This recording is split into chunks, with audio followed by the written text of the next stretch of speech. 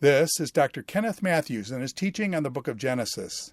This is session number 18, Jacob and Laban, Genesis chapters 29 through 31.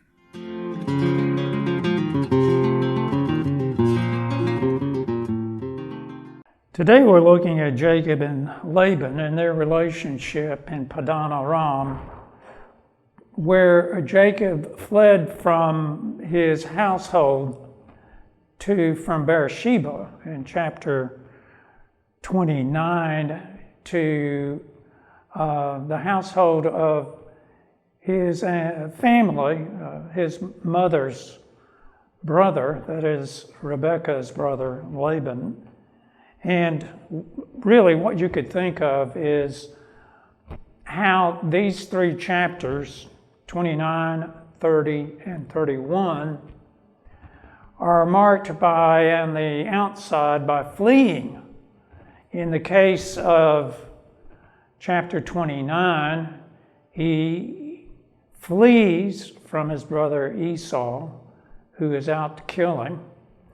And then in chapter 31, he flees from his uncle Laban because of the oppression that he experiences there.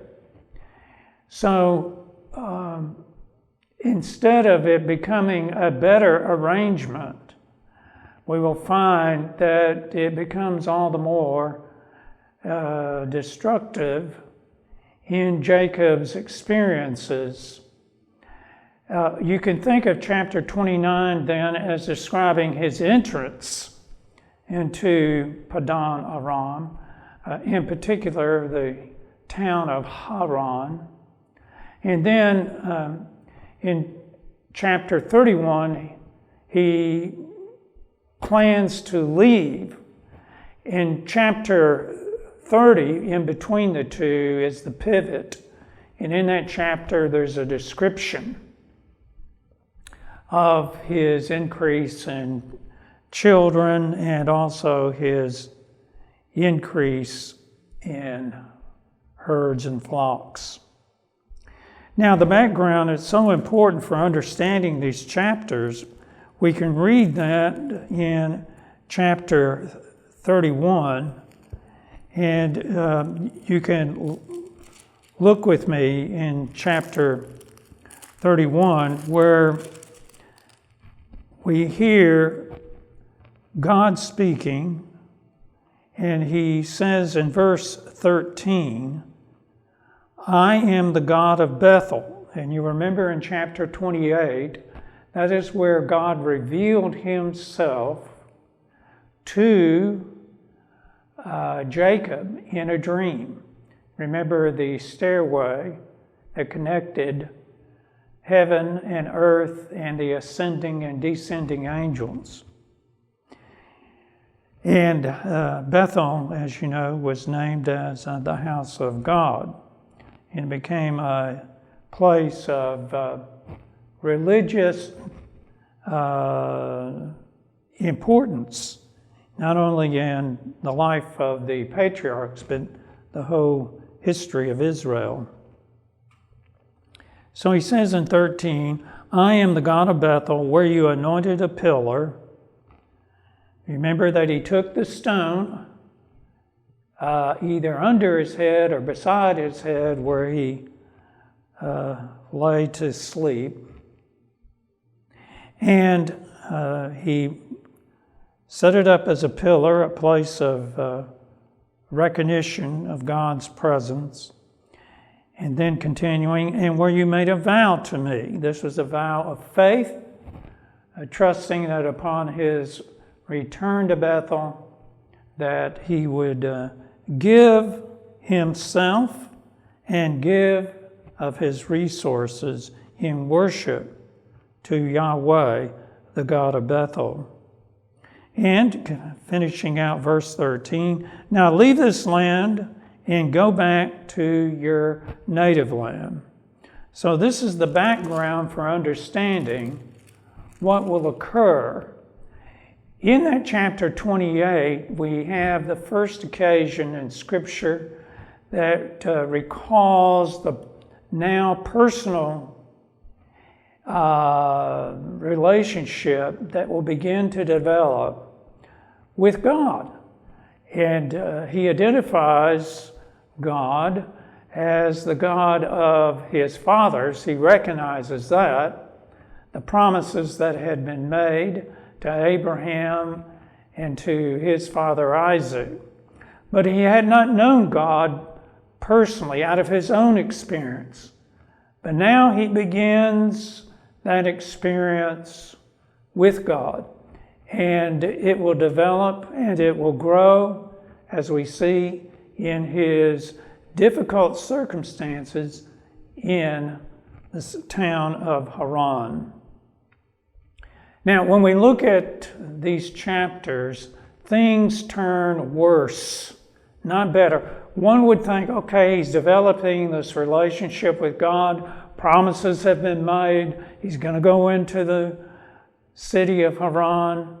He's going to have these experiences where he will have a wife and children and be enriched. And after a bit, thought Rebekah, his wife, rather his mother, he'll come back and we will see the promises being realized. But that's not the case at all. What happens is that there is deception upon deception. And just as we saw in the womb between Jacob and Esau, where there is struggle, we'll find that there is struggle now between Jacob and Laban, and competition between Leah and Rachel. And then there's going to his two wives.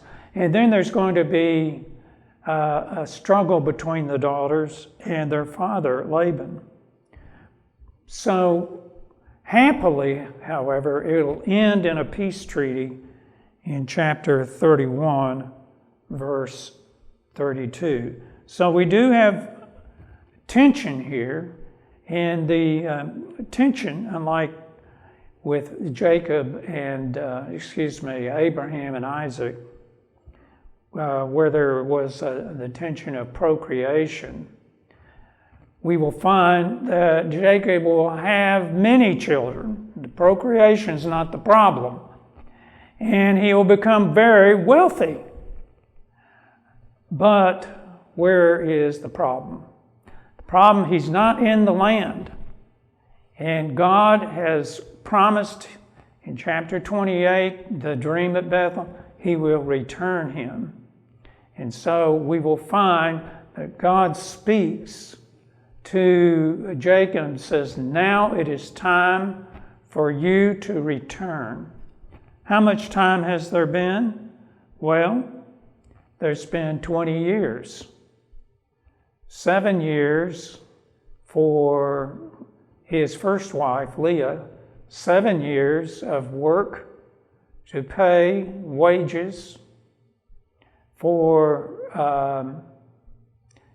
Rachel, his second wife, and then 6 years for watching the flocks of what we find for Laban. And this is reported by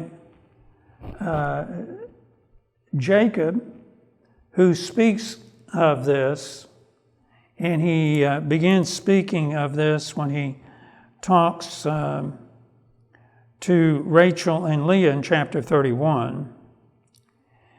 And he says to them in verse 5, I see that your father's attitude toward me is not what it was before. Now it's becoming increasingly hostile. The tension between these two rises, but the God of my father has been with me. And so he's expressing his faith and trust in the Lord, despite all of these hurdles and mistreatment by Laban. God will show himself to be faithful. Beginning again in 6. You know that I've worked for your father with all my strength. The problem was not that he failed in the assignments, the arrangement that he had with Laban regarding Laban's daughters, and then continuing to work during those 6 additional years, overseeing Laban's flocks. Yet, he says in verse 7, your father has cheated me by changing my wages 10 times. 10 is probably the word that reflects, the number that reflects the idea of completeness or wholeness. However, God has not allowed him to harm me. So you see again that he's placing his trust and faith in the Lord to intercede on his behalf in accord with God's promise. Verse 8. If your father said, the speckled ones will be your wages, then all the flocks gave birth to speckled young. And if he said, the streaked ones will be your wages, then all the flocks bore streaked young. So God has taken away your father's livestock and has given them to me. So again, there is an interpretation of what is transpiring on the basis that God has been taking care of the arrangement between the two. And then, if you will look with me in chapter 31, where we have then another description. In this time, Jacob is speaking to Laban and explaining to him how faithful and diligent he has been to Laban. And yet Laban mistreated him by deceiving him. We'll pick that up where he says in verse 41, I did what was right. It was like this, he says, for the 20 years I was in your household. And in the previous sentences, he talked about how he was ensuring that the sheep and goats he watched were cared for against wild animal, and how he worked diligently for Laban, whether it was in times of heat or cold, day or night. He was on duty, and he saw that his duty was carried out. So returning to 41, verse 41, I worked for you 14 years for your 2 daughters, and 6 years for your wages, or my wages, 10 times. So the 20 years were spent in arduous labor, but yet he emerges with God's blessing and oversight. A wealthy man, a man of such reputation and wealth that he becomes a man that is envied, that the jealousy of Laban's sons are such that it is time for him to leave while the leaving is good. Now, what we find in the patriarchal narratives that I've been learning and sharing with you is that throughout their experiences, there are always difficulties and disappointments, threats and hostilities. And on the part of the patriarchs themselves, we see that they are failing in their faithfulness. They're failing at times in their morality. And really, if we were to pick a family that God would use for good, it seems that Abraham's family would not be taken as a serious candidate. And why would God then continue to pour out blessing upon blessing, not rewarding them for their iniquity, but rather tolerating their iniquity to the degree that he would be able still to work with them as a vessel of blessing for all people groups? So what we have here is God's superintending, God's working out, showing the promises, showing that it is not dependent upon the patriarchs. If it were dependent upon the patriarchs, we would have never started the plan. But it was because of God's strength and goodness and blessing for all peoples that he could, in his wisdom, in his grace, in his mercies, carry out this plan. And as a consequence, not only were the descendants of Abraham enriched by God in God's presence, but as you continue to read the great history that's found in the Old Testament, that it will speak to how this people group will be a vehicle of God's plan for all peoples. And this is hinted at, and then it is illustrated in the Old Testament, but comes to a delightful consummation in the descendant of Abraham, Jesus Christ our Lord. Now, when you look at these various events, such as we find here in chapters 29, 30, and 31, you can say to yourself, what a terrible, dysfunctional family. And they were, no question about it. And you can say, how terrible is this for the way that the patriarchs and those related to them suffer.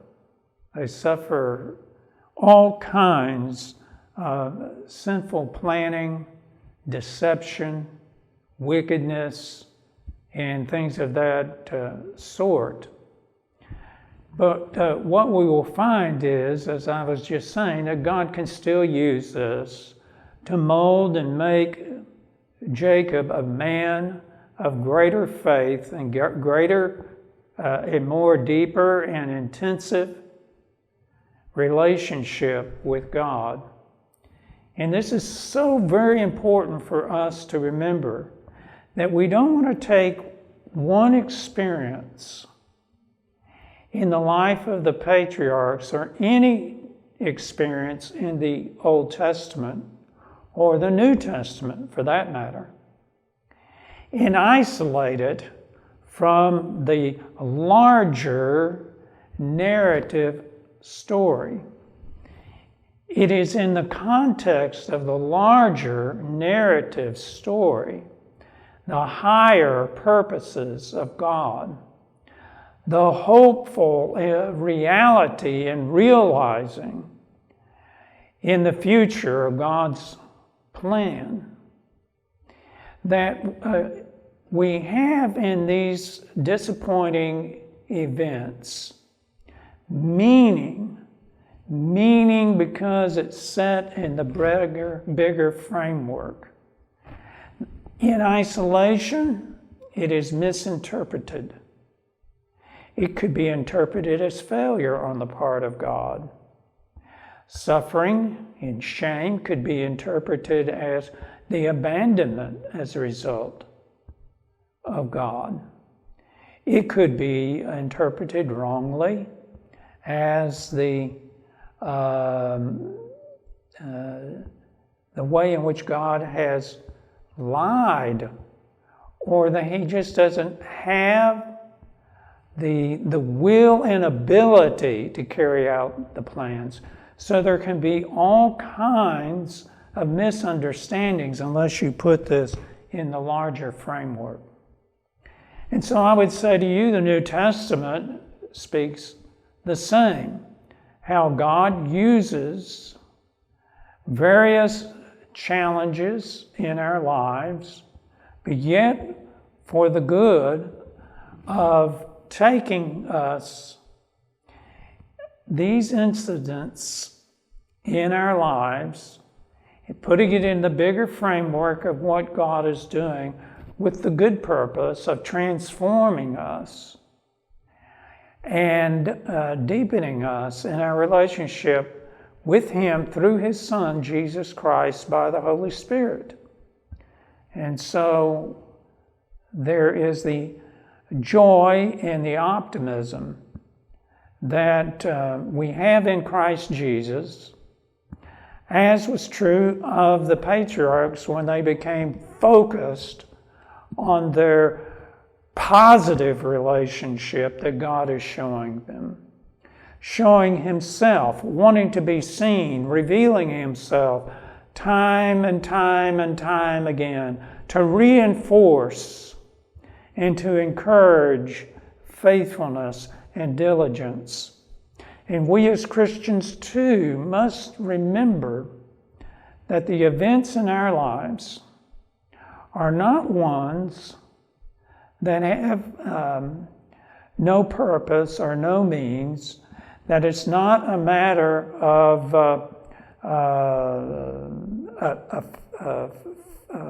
what you might call happenstance.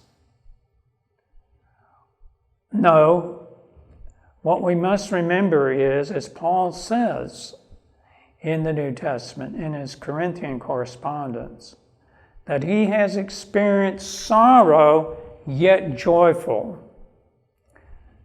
So even in the midst of sorrow, there can be a joyfulness on the part of Christians, because we know that the plan of God has become realized in our Lord Jesus Christ, and more is to come. And that is what gives us the permanency of our faith and joy.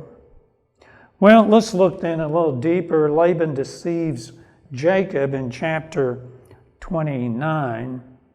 And so we're told that Jacob comes to Padan Aram, and there he finds and comes upon a well, and this is going to have echoes of Abraham's servant who went to the same location. There was a well there, and that's where he met the wife of Isaac, the mother of Jacob. And so you'll remember that it was it was Rebekah who watered the servant of Abraham and also watered his flocks. Well, in this case, it's going to be reversed.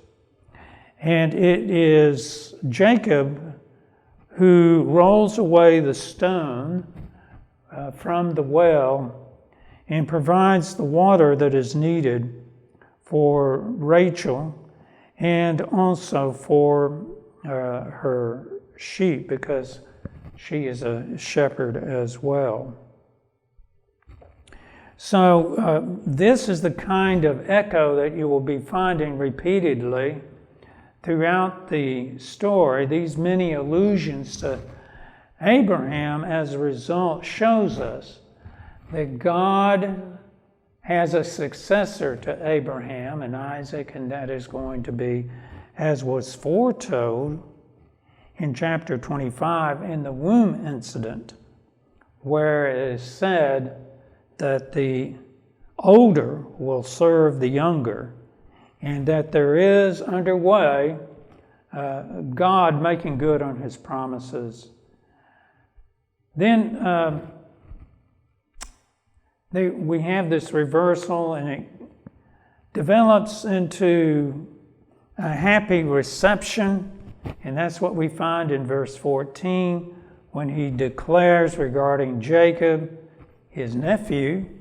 He says in verse 14, "You are my own flesh and blood." So here is a kinship that should lead to a positive outcome, a happy relationship.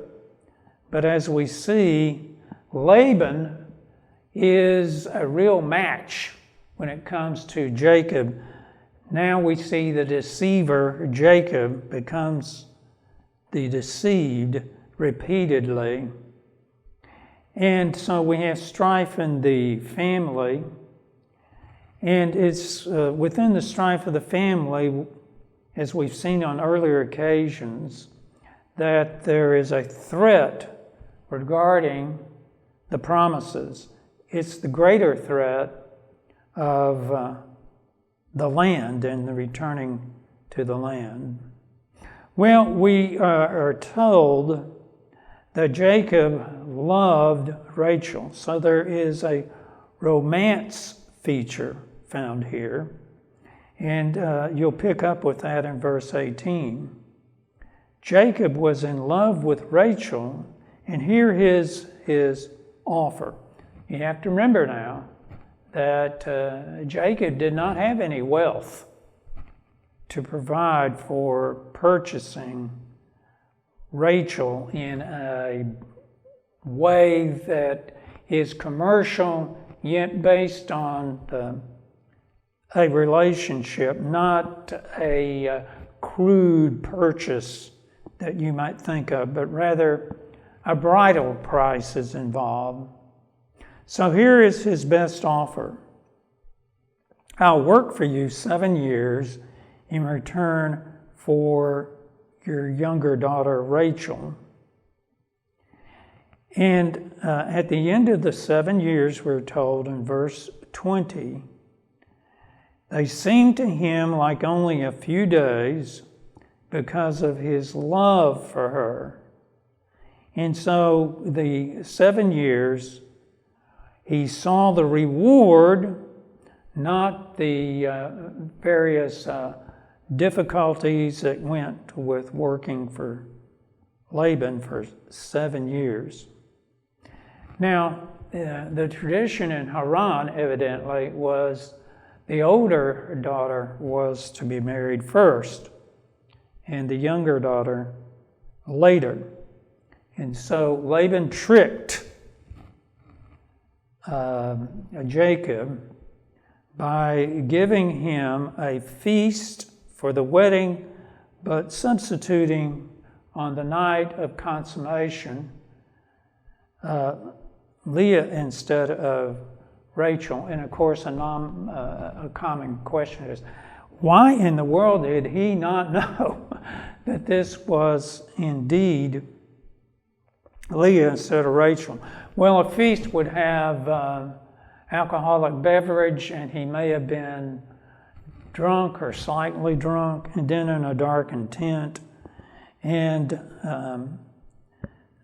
then Leah may well have been in night clothing. But the point is, in the passage, we aren't told precisely how that would occur, but it was only in the morning that he realizes he has married Leah and he has been deceived. In verse 25, Laban explains the custom, and then he makes another arrangement with Jacob, and that is after this week, the wedding festival week, then I will give you Rachel, but you must work 7 more years. Another 7 years, we are told in verse 30.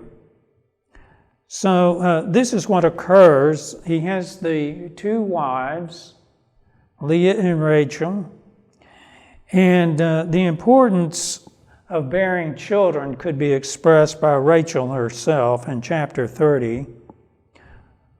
When Rachel saw, this is verse 1, that she was not bearing Jacob any children, she became jealous of her sister.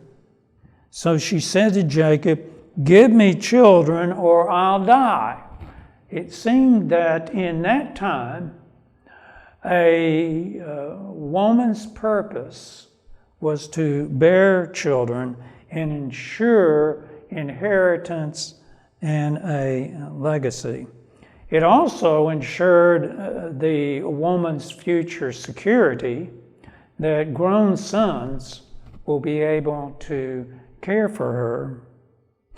So we find in verse 31 again, and going back to chapter 29,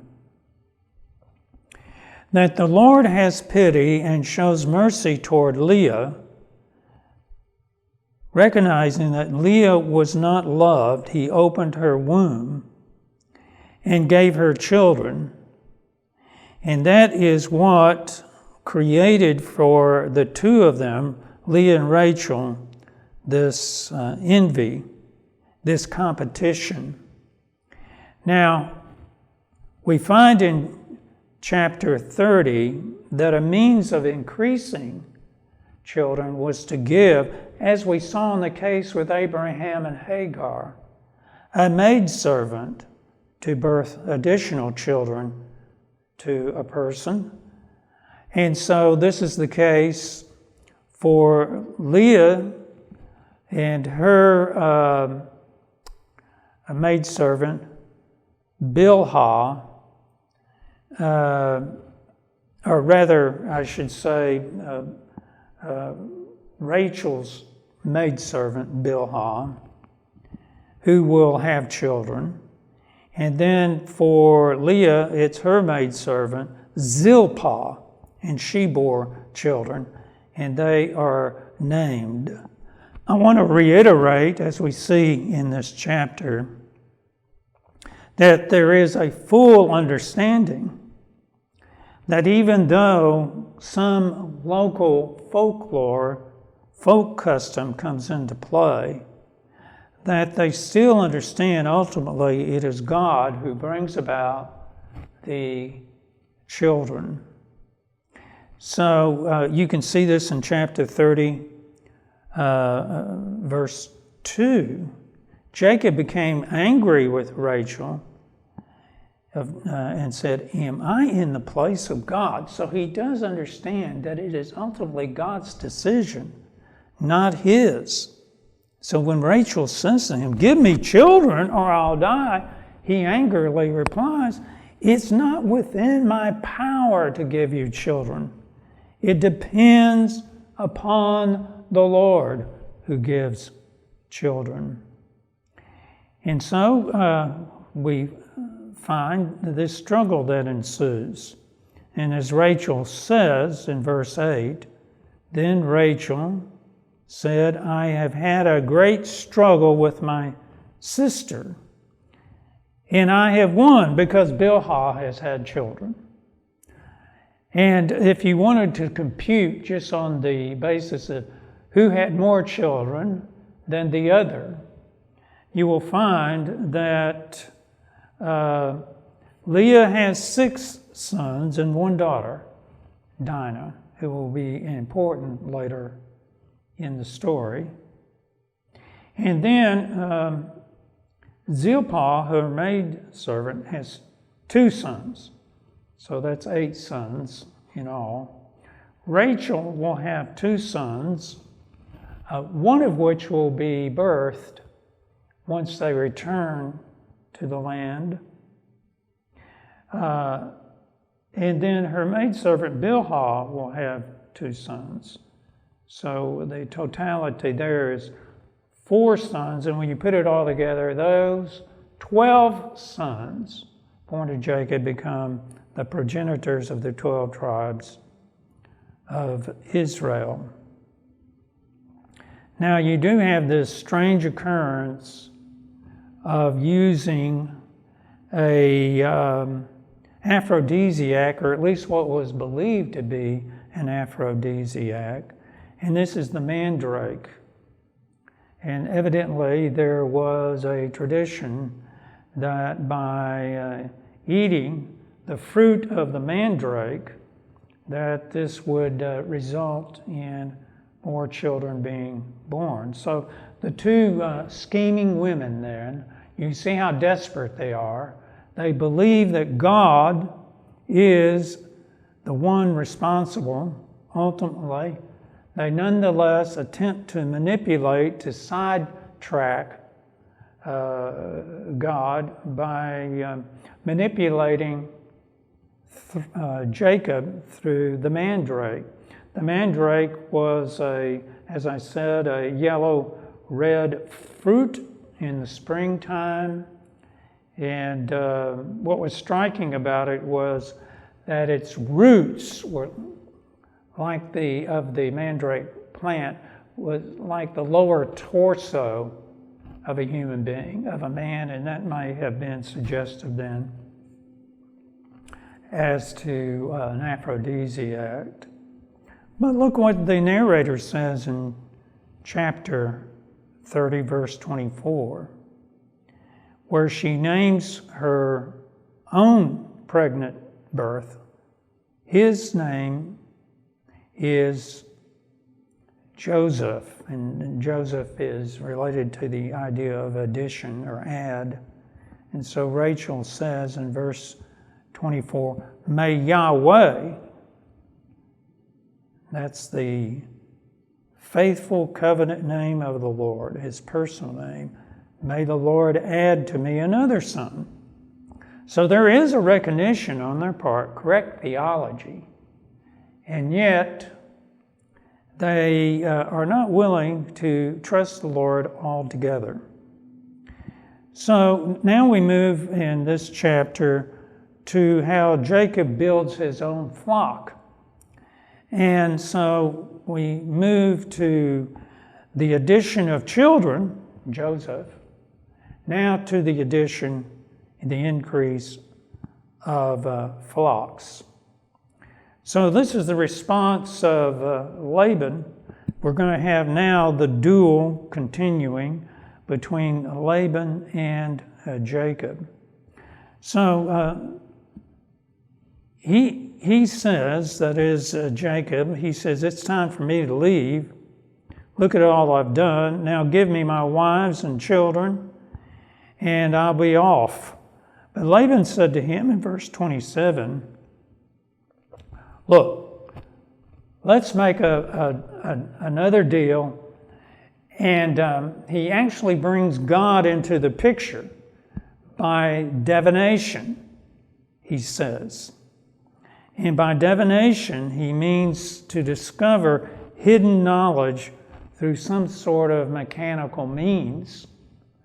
And so the Lord has blessed me because of you. Do you remember how this was the case when it came to Abimelech, the king of Gerar? Because of the favor that was shown toward Abraham and then Isaac that God showed and demonstrated, then Abimelech, in each case, wanted to be associated. He wanted to have a treaty, a relationship with the favored Abraham and Isaac. And that's what we find here. I see, he says, in verse 27, that the Lord has blessed me because of you. So you see the idea there again. It's not as clear, but it is implied. Whoever blesses you, Abraham, I will bless. Whoever curses you, I will curse. And simply because of the relationship by birth, by connection, by association, that Laban will benefit. Now this will be turned upside down because of Laban's mistreatment of Jacob. So we see this again taking place in verse 29 through 30. Jacob says, you know, I've worked for you, and how your livestock has fared under my care. the little you had before I came has increased greatly, and the Lord has blessed you wherever I have been. So now it's time for me to do my own, build up my own house, build up my own flocks. And the way that this will be arranged is an agreement between the two, and Laban, thinking himself the master manipulator, goes about to ensure in his mind that the offer he makes to Jacob, or they make an arrangement, is such that he will have the upper hand. So let's see what is the arrangement. Jacob says, I don't want you to give me anything. I don't want you to enrich me. You can see this reminds you of Abraham and the king of Sodom in chapter 14, where the king of Sodom wanted to give Abraham the spoils, the booty from the great victory that Abraham led against that eastern coalition of warriors that he chased down and defeated. But Abraham said, I will be enriched by God. I will not be enriched by you, the king of Sodom, as a Canaanite king. So that's in mind here when he says, all I want is while I'm overseeing your flocks, I will remove from them speckled or spotted sheep, every dark-colored lamb, and every spotted or speckled goat. That will be my wages.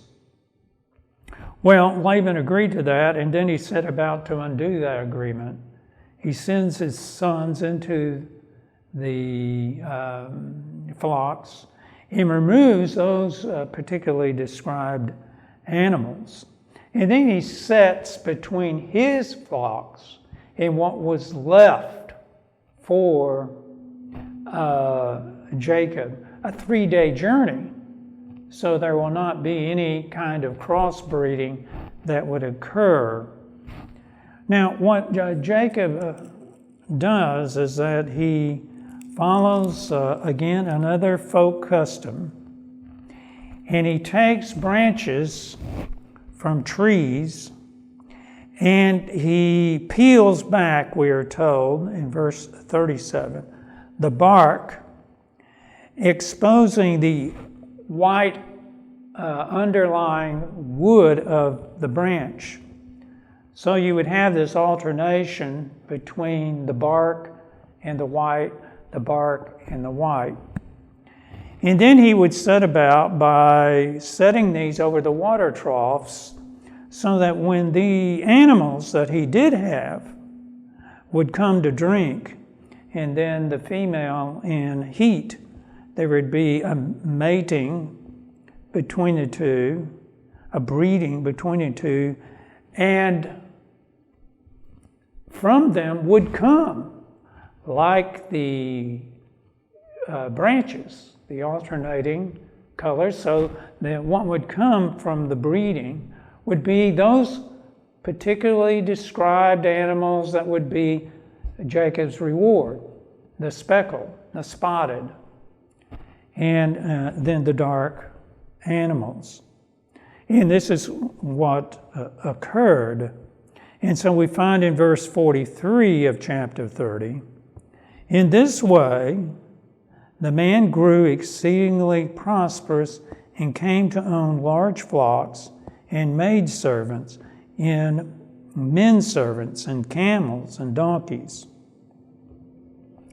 So that's a summary of all the wealth that he had accumulated, not just the flocks, but also other animals and a large household. So what we must understand, of course, is that God, again, used, as he did with the mandrakes, this folk custom. He accepted it. He worked with their limited knowledge, even their thought of how to manipulate in order to secure their wealth. He used that, nevertheless, to accomplish his purposes, because his purposes were a long range, not a short purpose, a shortened goal, but a long range goal. So this is a tremendous act of God's grace and mercy toward Jacob and his family. Now, in light of all of this that has occurred, where there's been a great increase, procreation of children, and then there's been a great increase of his wealth, we find in chapter 31 a change in attitude, just like the herdsmen that were in struggle with the herdsmen of Abraham, Lot's herdsmen in chapter 13, and then in the case with Isaac's wealth and the herdsmen of King Abimelech of Gerar. There was tension there. Why is this tension developing in each of these scenarios? Because there's a limitation of grazing land, and there's a limitation of water. And so there was a struggle that would take place between these various groups. Chapter 31, verse 1, Jacob heard that Laban's sons were saying, Jacob has taken everything our father owned and has gained all this wealth from what belonged to our father. And in verse 2, Jacob noticed that Laban's attitude toward him was not what it had been. Now, Jacob is going to have to convince his wives and their children to accompany him, to go to a land that they had not known, and to trust that Jacob was indeed being led with the wisdom of God. And they were going to leave their father's household. And so he begins in verse 3 to give them his explanation why they must go. And he makes it quite clear, doesn't he? We've read these verses before, that it was Laban who had cheated him. And even though they're going to sneak away, steal away, deceive Laban, it was the best way they could ensure safe departure, because he did not know what Laban would do. So was the potential of Laban and his herdsmen. And if you look at verse 20, it says this, Jacob deceived Laban, the Aramean. Laban lives in this region, Aram, and so they're identified by that connection as Arameans. And they did speak Aramaic. I should say Aramaic. By not telling him he was running away.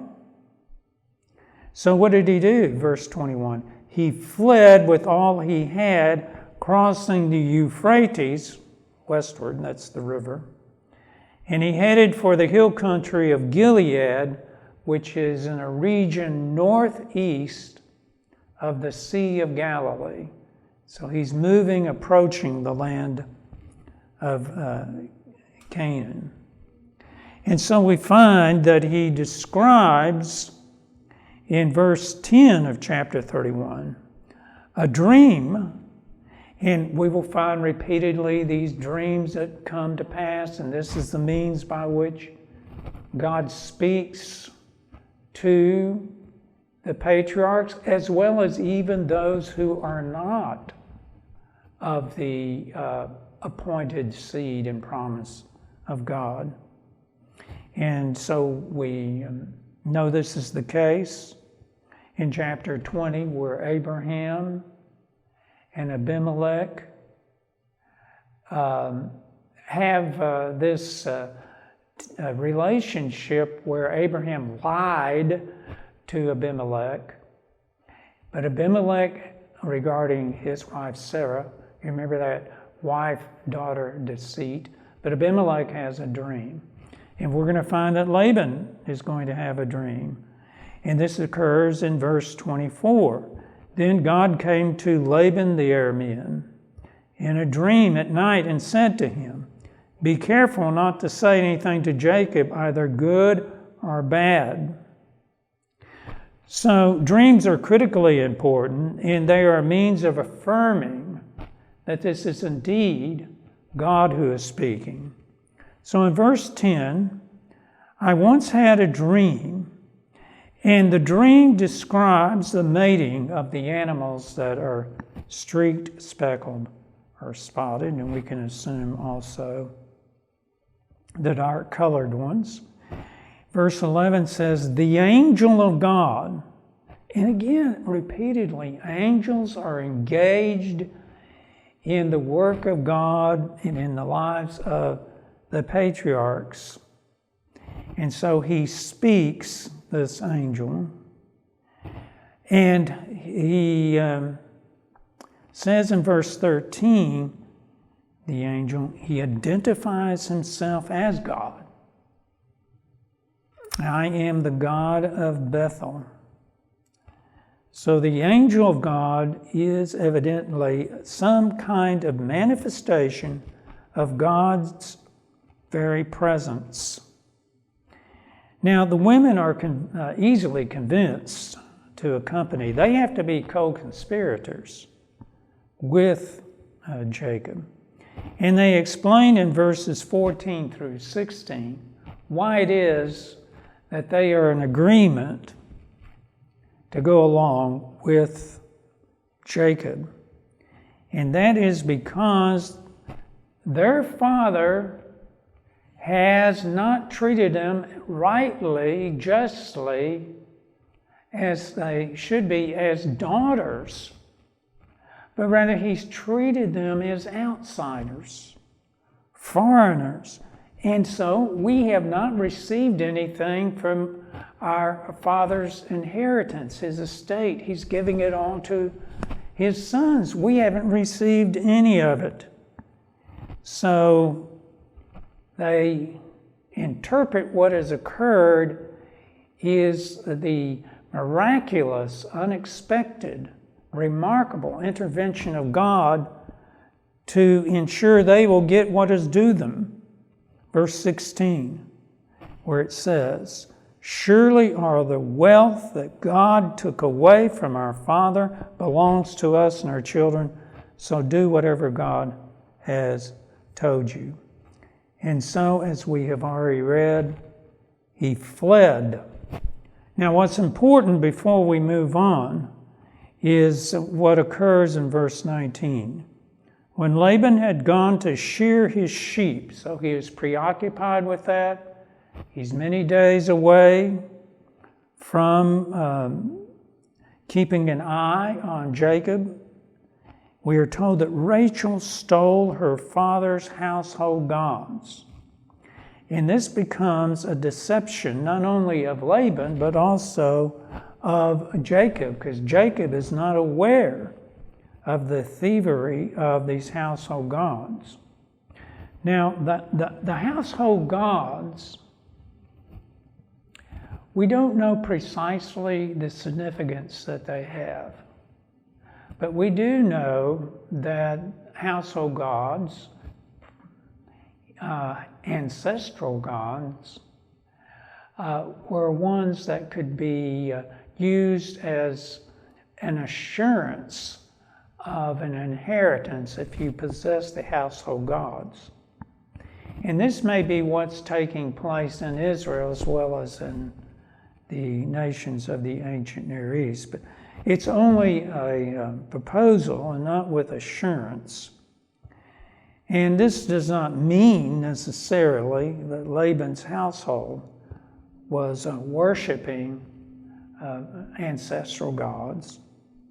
But I think it tells us that very probably, because of the discussion of inheritance that we saw with Leah and Rachel, that Rachel thought by having these household gods, it would be punitive against her father, and also as long as she had this household gods, in the future, perhaps she will need this to prove that she is the daughter of Laban, and that their children, Leah and Rachel's children, are the grandchildren of their father. We'll come back to how these gods are disposed of later in the story in future lessons. Well, I have read how Laban chose to respond rightly to the dream at night that God gave him.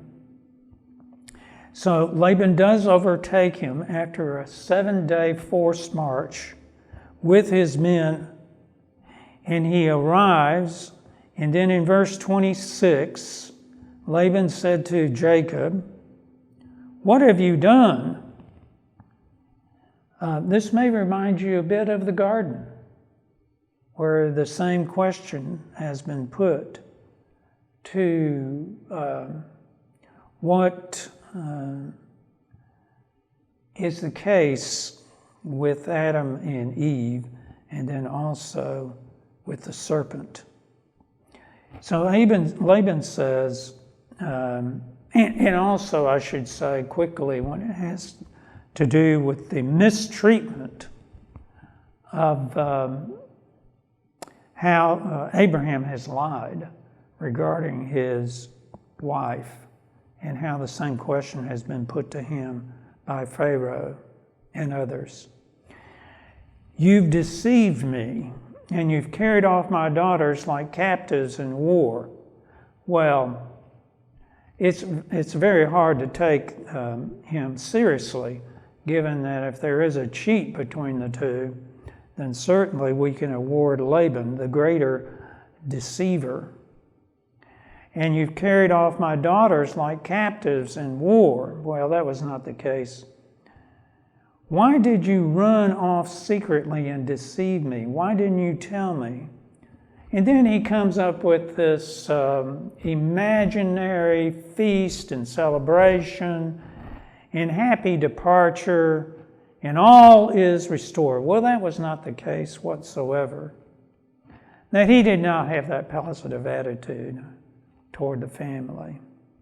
So he's still using his words in order to satisfy himself and to justify himself. Verse 29, "I have the power to harm you." Now this is putting Jacob at a disadvantage. And this is what Jacob was afraid of, and why he fled secretly. "But God of your father said to me, be careful not to say anything to Jacob, either good or bad." So he's going to respond to that. He's not going to take advantage of Jacob. But then he heightens the tension and increases the charge against Jacob by saying in verse 30, "Why did you steal my gods?" And Jacob becomes terribly angry. Notice what it says in verse 35. Rachel said to her father, he was going through the tent, looking for these household gods. Jacob was so angry, "You just check it out. I'm innocent of theft." And so when he comes to the tent of Rachel, he comes into the tent. Rachel is hiding the household gods in her saddlebag. And so Rachel says to her father, "Don't be angry, my lord. that I cannot stand up in your presence. So she's sitting on her saddle. The gods are hidden. They must have been small enough to be put in a saddle bag. I can't stand up because I'm having my menstrual period. So out of deference to her in her condition, he doesn't look through the saddlebags. Verse 36, Jacob feels very victimized. And he says, what is my crime? Verse 36. So he has a countercharge of all that he has accomplished for Laban in these 20 years. Well, Laban agrees that there needs to be a peace relationship. And that is what occurs when Laban offers to make a covenant in verse 44. And so they have two witnesses to this peace treaty. First, a stone that is set up as a pillar, and then as a heap of stones that also marks the occasion. And then we have an oath followed by a covenant sacrificial meal. Let's pick that up in verse 53. May the God of Abraham and the God of Nahor being the brother of Abraham, the ancestor of the Laban clan, the God of their father, judge between us. So, if there's any transgression in their arrangement of peace, not to take advantage or violence against one or the other, then God will adjudicate that. So this isn't, you see, an oath that is sworn to on the basis of the integrity of God. So Jacob took an oath in the name of the fear of his father Isaac. Notice that fear is capitalized. Let's go back then to explain this in earlier verses. Verse 42, where Jacob says to Laban, if the God of my father, really that could be translated, not literally father referring to Isaac, it could be grandfather referring to Abraham, or it could just be simply ancestor. The God of my ancestors, the God of Abraham, and the fear of Isaac. Now this is not a different deity as some would be suggesting, but rather this is an apposition, as you see, to what preceded. God of my father. Now who is the God of my father? He is the God of Abraham, and he is the fear of Isaac. So the fear of Isaac is one and the same of the God of Abraham and the God of my father. Why is the fear of Isaac used here? Well, it's because there is a figure of speech in which a cause, or rather, let me reverse that, where an effect is put for the cause. In this case, the cause is God. But instead of saying the God of Isaac, he puts the effect of God, namely fear. And this fear is bound up in this covenant relationship God has with the Abraham family of protection, of provision, and that when God appears, he strikes fear in the heart of the people who receive this appearance of God. It is not a paralyzing fear, but it is a sense of awesome. It's a sense of facing reality head on. And the consequence is that response of worship in the case of the faithful, and those who are not, a willingness to concede and to cooperate with God's greater plan. So we are reading then this oath, taken in the name of their ancestors, the God of Abraham and the God of Nahor. And then there's this sacrificial meal, and this was characteristic of peace treaties, where there would be a dining from a sacrificial animal, confirming in this ceremonial ritual of the treaty. Now that there is a peaceful departure, notice in verse 55, early the next morning, Laban kissed his grandchildren and his daughters and blessed them. So there is reconciliation that occurs. Then he left and returned home. Now, when we pick up next time, chapter 32 and following, we will find that there is another kind of struggle that takes place. Struggle within the family, and now struggle with God. And the consequence of his struggle with God is a remarkable transformation that is occurring in the character of Jacob. And we will find that just as we have a happy outcome of reconciliation between the two branches of Abraham and Nahor, there's going to be a happy reconciliation between Jacob and Esau at Jacob's return. This will be our next lesson, lesson 19.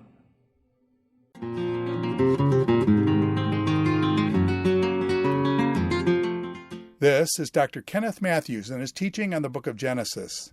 This is session number 18, Jacob and Laban. Genesis chapters 29 through 31.